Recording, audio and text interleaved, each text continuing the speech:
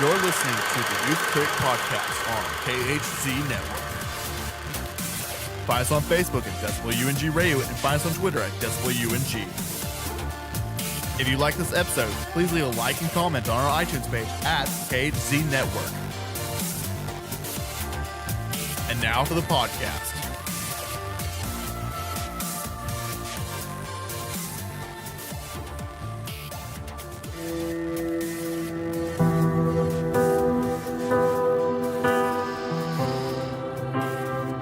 Good morning, wife.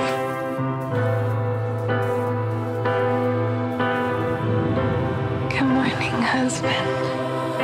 Don't ask me Mrs. Gray, look out your window. what you know is true. I'm taking you away for the weekend. I just can't believe this was my life, that I get to live with you. Oh, I love your precious heart. It meant nothing to me before you. Hello, everyone. Welcome to the Youth Critic Podcast. I am your host, Kel Smith. Joining me today is Dan Doherty. Hi, I'm here to preach the gospel about how 50 Shades of Grey is the greatest trilogy of our age. And yep, today we're going to be talking about 50 Shades of Grey, or really the whole trilogy.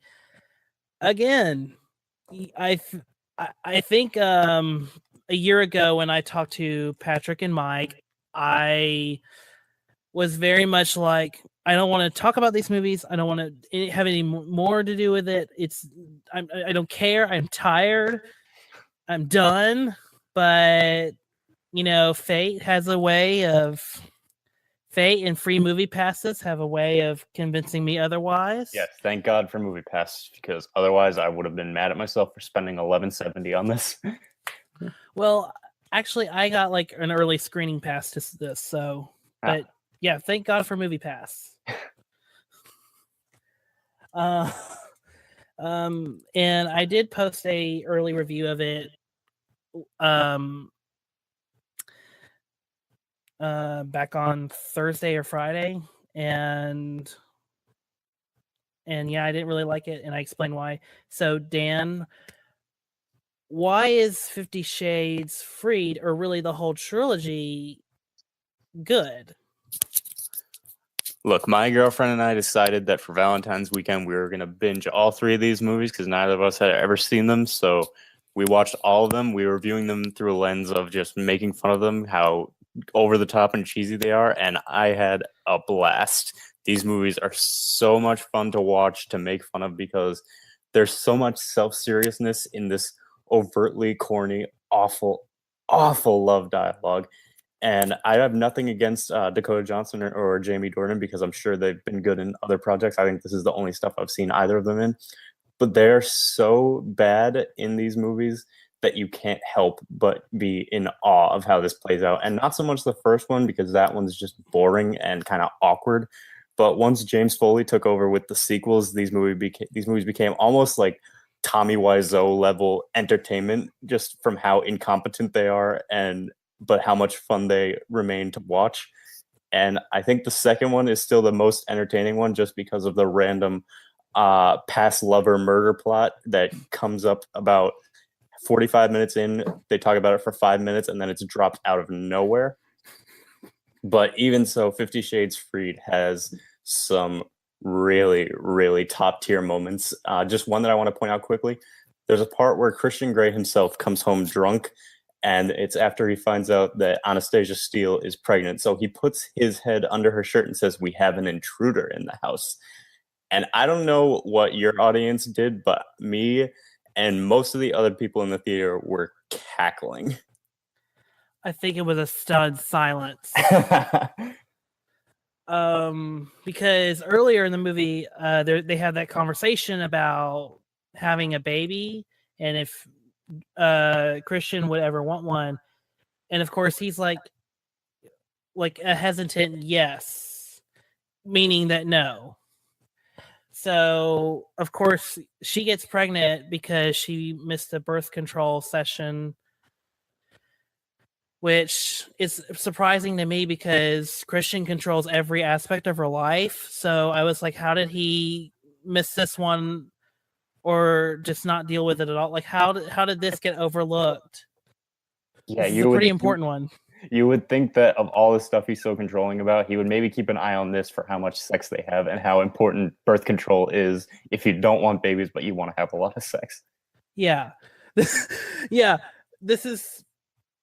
Yeah. And also, Lindsay Ellis on Twitter last night, I think she had seen the movie, and she pointed out that abortion just does not exist in this universe at all because no one mentions it. No one talks about it.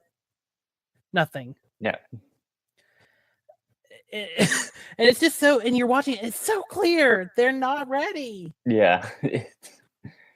And she gives this whole diatribe to him the next morning after she finds out that he went out, and she thinks he was unfaithful, but he was just meeting with the Mrs. woman Robinson. who Kim Basinger's character from the second one. I don't even remember her name. But she goes on this whole diatribe about, and she's like, if I have to choose between you or this baby, I'm taking the baby because any sensible parent would do that. And I don't understand how she made such a rash decision when a day before she knew she wasn't ready to be a mother. Yeah. Yeah. It's just like, I mean, I guess she wanted to hurt Christian, but still, it's like, really? Yeah. Like, everyone here was completely, for the idea of not having babies, but a day later, we're so into baby mode. Yeah. Yeah, but that's not the only thing in this movie that's just comes out of nowhere and then just leaves and then comes back.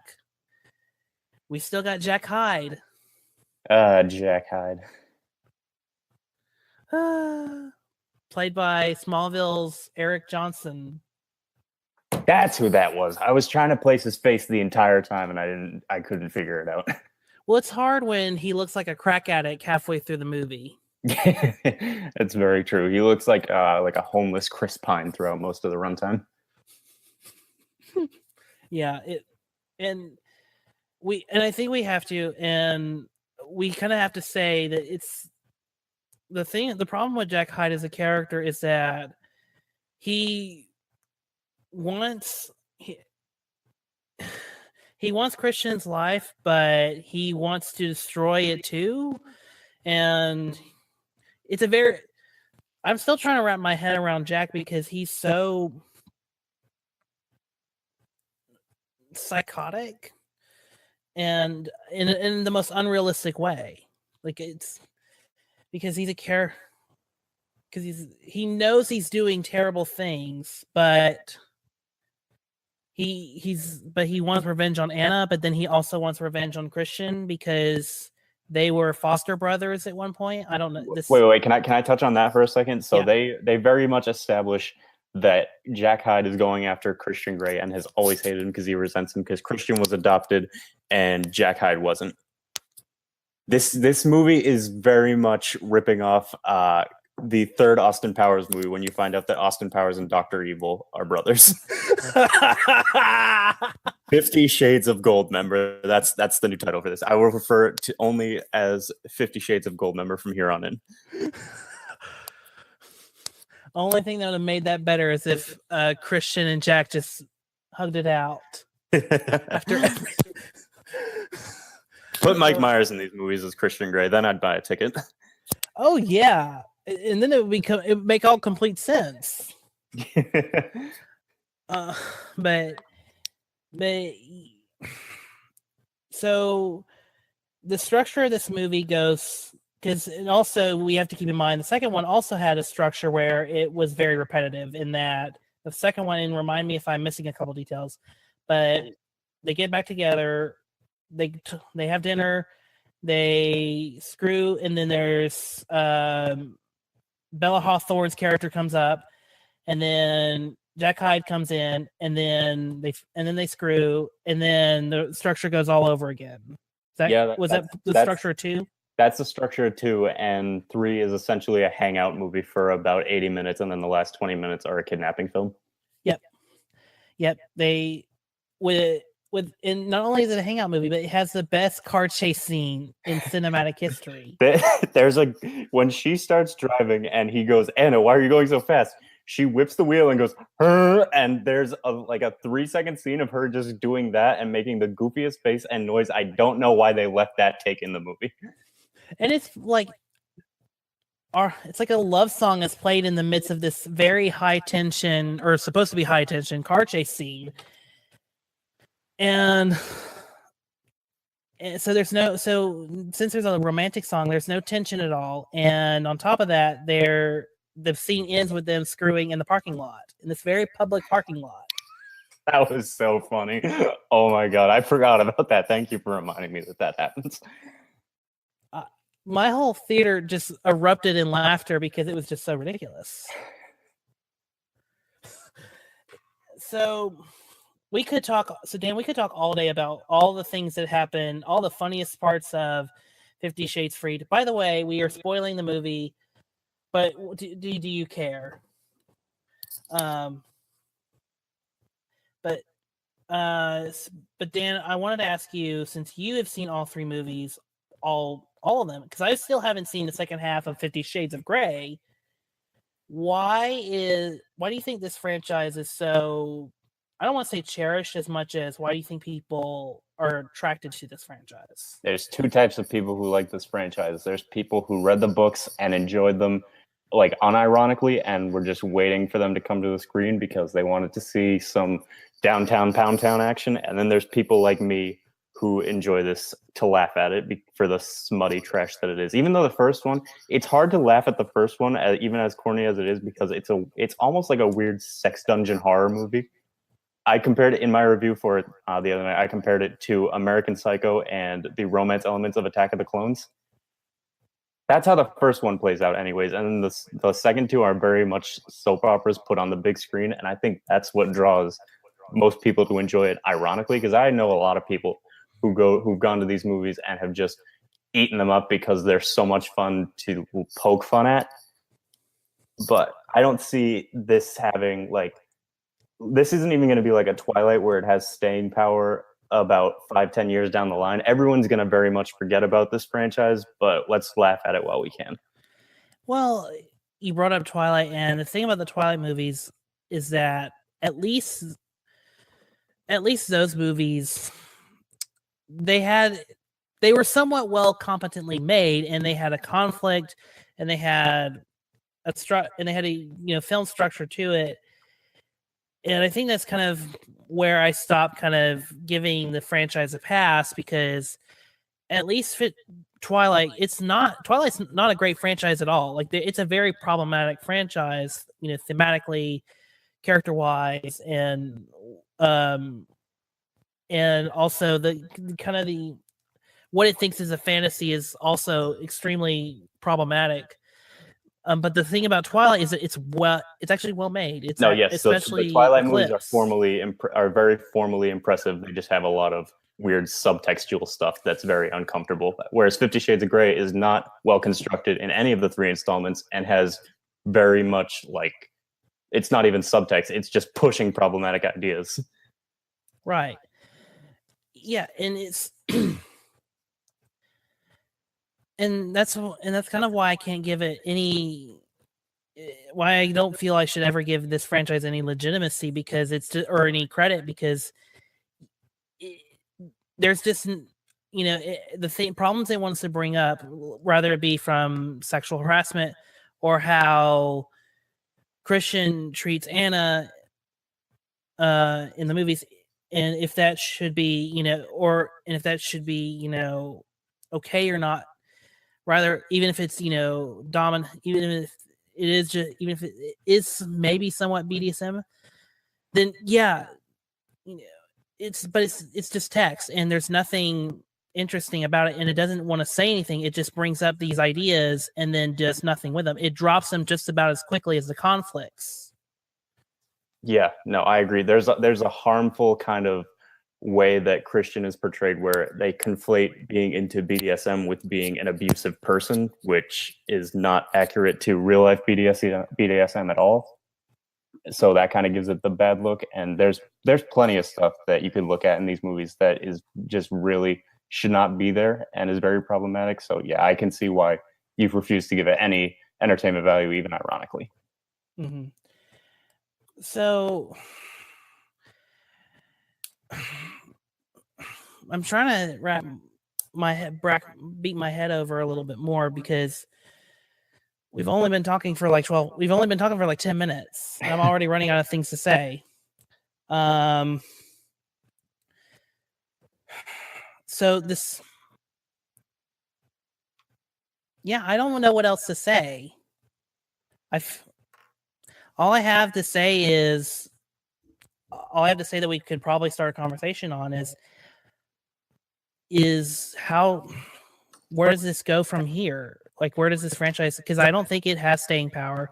A.L. James is writing a whole other fan fiction for her books that's from the point of view of Christian. But if we make them into movies, it'll be redundant. You might as well have just remade the movies. Yeah, I don't see this going anywhere past where it ends here. Even with the epilogue where they have one kid already and she's pregnant with another one, I see that being the very storybook conclusion to this very, very inappropriate fairy tale franchise. I don't see it bringing back any more. I don't see them bringing this back anymore for sequels or spin-off movies or anything, really. I think this is very much the concrete ending. Yeah. And it's unfortunate, too, because 50 Shades of Grey could have really been... Because I think... I look back at what David Fincher was trying to do with The Girl with the Dragon Tattoo, and he was trying to make an R-rated adult franchise for adults. Yeah. For adults only to go and see. And 50 Shades of Grey could have easily been a really solid vehicle for adults that are not completely interested in the comic book movies or not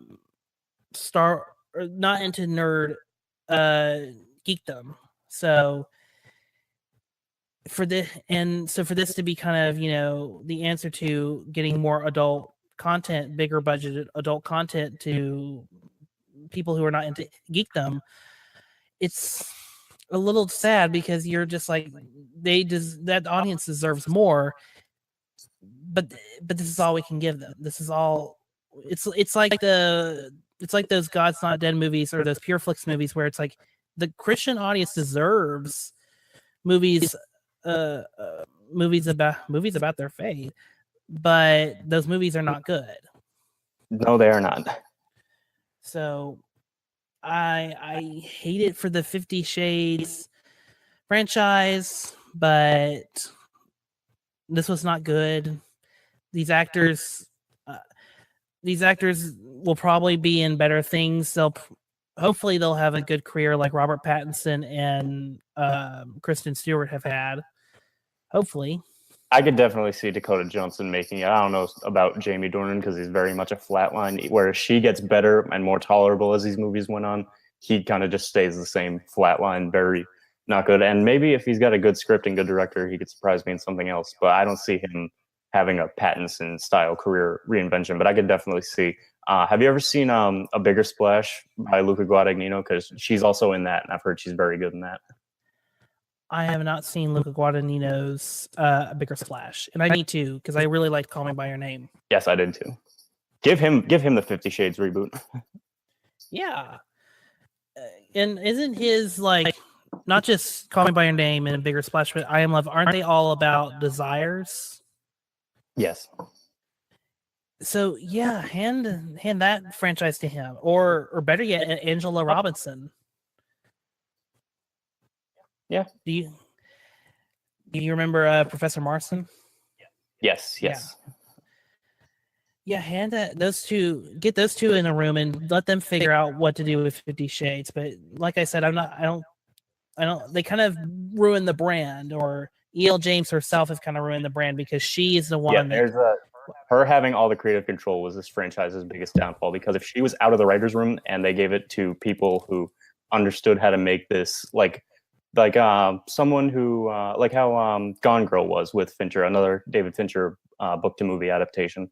Like Gone Girl could have been very much like a 50 Shades or Girl on the Train type adaptation, but they knew how to subvert the material because they could make it smarter than maybe it would be in lesser hands. And you could do that with these 50 Shades movies if you had the right creative team behind it. But giving E.L. James so much control kind of shoots that in the foot. Yeah, and I just don't think her husband's a good screenwriter. I think he understands how to plot, but the basic screenwriting essentials, but just doesn't translate on screen. It doesn't. And James Foley really is a hired gun that basically made this into a soap opera, The Room kind of movie. Yeah, James Foley is very much above these last two movies. And Sam Taylor Johnson, for the record, is above the first movie. And she should have been given more of the chance to take on the rest of this franchise. Like, apparently her and E.L. James butted heads a lot in production for the first one. That's why she got canned. But I don't blame any of the directors or actors that are involved with this franchise. I really just do blame the writing team. Yeah. And the writer of notes on the scandal did a rewrite on the first one, but they threw out mostly everything he brought in because EL didn't approve of it. And in an interview, he said he wasn't entirely unhappy with that they threw away stuff because it's her vision. It's her baby. So if she earned the right to have done it, yeah, then then whatever. So, but still, it's frustrating because the source material is not that good. No, it's not. It's not good, and it needed someone to come in to basically up it up. Yeah. Because right now it's just, even this one felt like it was just like, there's 90 minutes. We're good. Yeah. But, yeah. So, about that 20-minute kidnap plot and how ridiculous that was.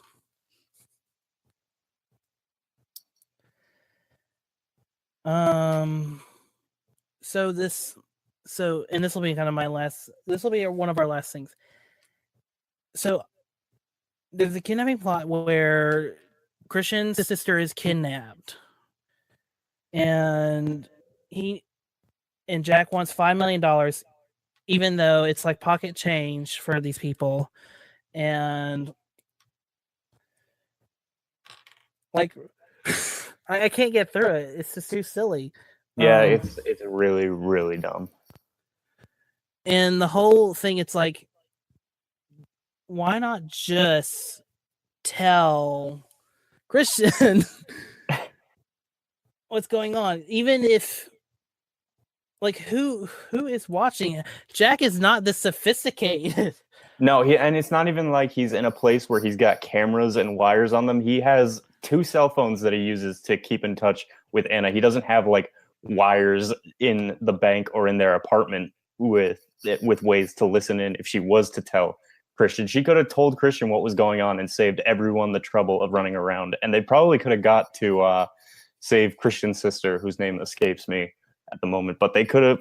It takes about 20 minutes for them to do it. They could have done it in about 5 if they just told Christian what was going on.